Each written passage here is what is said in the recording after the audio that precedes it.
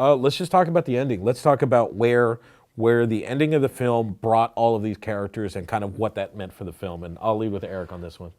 So yeah, once again, full spoilers. The Yes. ending of Rogue One.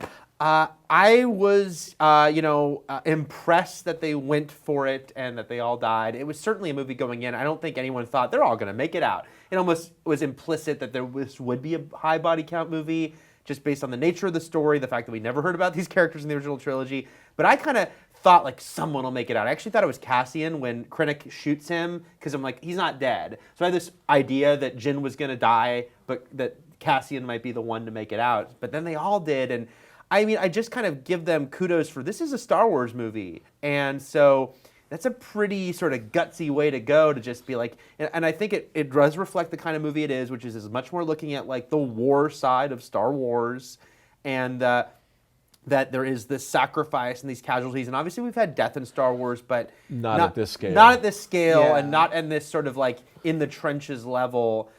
So I thought it was impactful, and I thought that, we were saying some of the characters might have worked better than others, but I do think that most of those deaths played pretty well as far as like the sacrifice and the idea that like the idea of giving your all, but still for a good cause, and the fact that they were accomplishing their goal, I thought really worked. Well, before I jump to Joshua on this, I think one thing that they made kind of clear in the way that everybody passed in the film was everybody seemed very accepting of their fate in that movie.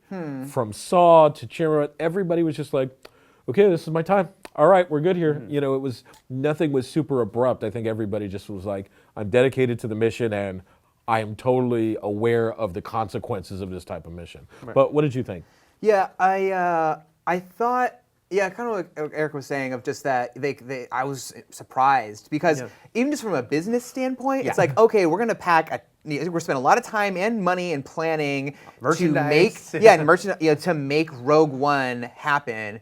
And then to not leave really anyone available for a spin-off, because we know that's interconnected cinematic universes are like all the things, right? And we know that, like for the Han Solo movie that's rumored to actually be a trilogy, right? So we know all the characters aren't going to die at the end of that one except Han Solo and Chewie, right? But for something like this, it was so weird to see them all just die. And like I was joking earlier that maybe Baze could have like rolled away at the last second and survived his grenade blast, but no, really they all are like definitively dead. So that's weird from like a business point of view, that to just say, wow, they killed all these what if people really liked Jyn or Cassian, and they want more, but you can't have it. So I think that actually makes it a stronger movie in the end, for all the things I don't like about it. Which I do like some things about it. I feel like that makes stakes. I would have liked maybe someone to be like really scared of dying. It would have like kind of what you're saying. Maybe some people, not everyone is so committed to the cause that they're ready to die. Just sort of like to show like the different shades of war and how people approach. But I also really enjoyed the idea that this movie, more than any of the Star Wars movies, actually, they felt like rebels. In fact, they are rebels of the Rebel Alliance, right? And they have to kind of show them like this is what the cause really is, and the other rebels sort of snap out of it, and then they come and help in the end. But they are like literally a small group of people going against authority into a mission where no one is coming out alive. Like that is the epitome of the rebels. Like, and essentially we don't hear about them in the other movies. Like they're wiped off the map and sort of removed from history in a way. So I thought that was actually a really strong point that they ended on such a grim note. Yeah, they're actually almost an insurgent group within the rebels. As much as Saw kind of fills that role, Jyn kind of takes that mantle. Is like, hey, you know what? We're the establishment of the Rebel Alliance is not moving fast enough for us. We think we can help. We're just going to jump in. You guys figure it out. Send X-wings or don't. I think they did a very good job with that ending, because it was tricky, because they didn't want people to leave the theater depressed, right? And I don't think you do. Now, of course, we literally know that this mission is going to be successful because we have a movie that shows them blowing up the Death Star. So we know they didn't die in vain. Spoiler. But also, sorry, oh my God, if you haven't seen episode 4.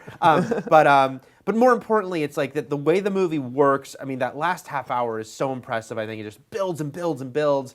And so even though everyone's dying, you're still feeling momentum. It's not just like, and then they died, and it's somber. Yeah. There's still, because then it's still like, okay, now they've beamed the plans out, and what's going on, and getting it off, and that Vader sequence, which is amazing.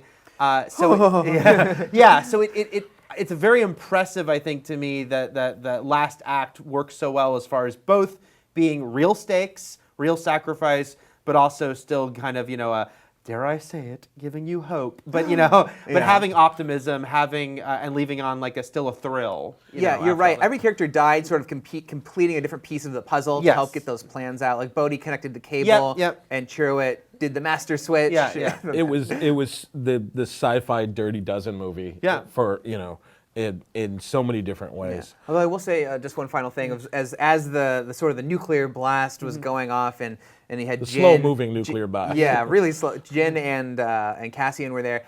I wanted that to be I don't know, to have more impact on me, but I guess they didn't. Those characters didn't really capture me. That I wasn't really. I thought I'd be a lot more sad when they were going out. And I think it was great that they didn't kiss or anything. Yeah, it was that. not. It was don't do the Captain America kissing Peggy. I think it was nice for Cassian to remind her of your father would be so proud. But it also rang a little too cheesy. I think they could have maybe done a different bit of dialogue there. I don't know. I wonder if that was also reshot. And maybe it was the best he could with. think of. As they're about to die. Yeah, but that was your what pops was most proud of you. Yeah, that wasn't what was most important to her from the beginning to end of the movie. So. It's not so bad, but it was a little cheesy, and I kind of wish they did another pass at the dialogue on that. It reminded me of the nuclear blast scene from Watchmen a little bit. Oh, yeah. It did work. It's one of those things where it's just kind of going back to what I said about how I am with her sort of switch to being a full-fledged rebel, even though I could have used a little more. I guess it's the same way for me with their final moment, because it worked for me, but I also think, it could have worked even better, slightly different. There's something where they could have been even a tiny more. bit of impact. Yeah.